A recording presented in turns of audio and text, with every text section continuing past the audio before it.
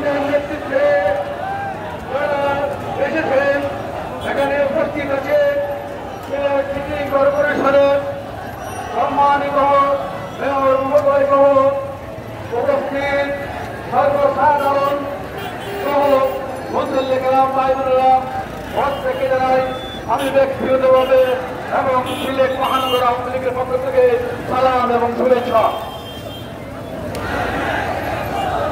আপনারা জানেন আমাদের প্রিয় নবী হযরত মুহাম্মদ মুস্তাফা সাল্লাল্লাহু আলাইহি ওয়াসাল্লাম আজ থেকে 50 বছর পূর্বে অন্ধকারকে আলোকিত করে আধারকে আলোকিত করে তিনি এই পৃথিবীতে এসেছিলেন। তিনি অহিংস রাজনীতি করে গিয়েছেন, অহিংস ধর্মের নেতা হিসেবে তিনি ইসলামের নেতৃত্ব দিয়েছিলেন। শুধু ইসলাম ধর্মের নেতা ছিলেন না, তিনি মানবতার নেতা, মানব জাতির নেতা ছিলেন। আমরা যদি আমাদের হৃদয়কে স্পন্দন রক্তের রক্তের হতমত প্রত্যেকটি রক্তের রক্তগুলো প্রত্যেকটি স্পন্দন যে ভালোবাসার কথা বলে সে ভালোবাসা হলো হযরত মুহাম্মদ মুস্তাফা সাল্লাল্লাহু আলাইহি ওয়াসাল্লামের। আমরা সে ভালোবাসায় যদি কেউ আঘাত করে তা সহ্য করব না।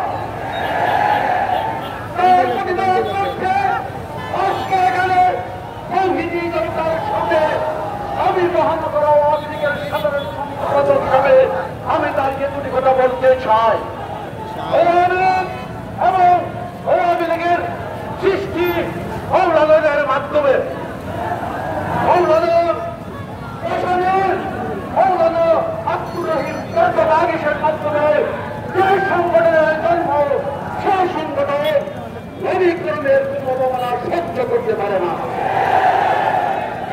বাংলাদেশ আওয়ামী লীগের সভানেত্রী মাননীয় প্রধানমন্ত্রী জননেত্রী শেখ হাসিনাও এই অপমান সহ্য করতে পারেন না বলে আমরা জানি, এর নিন্দা প্রকাশ করেছে। গত রাতে আমার সাথে মাননীয় পররাষ্ট্রমন্ত্রীর কথা হয়েছে। তিনি বলেছেন আপনাদের এই আন্দোলন, আপনাদের এই সহমর্মিতার সাথে তিনি একমত। তিনি এর নিন্দা প্রকাশ করতেছেন। তিনি বলেছেন আপনি জানিয়েছেন চীনের শহর সারা বাংলাদেশের মানুষ ফ্রান্সের তৈরি করবো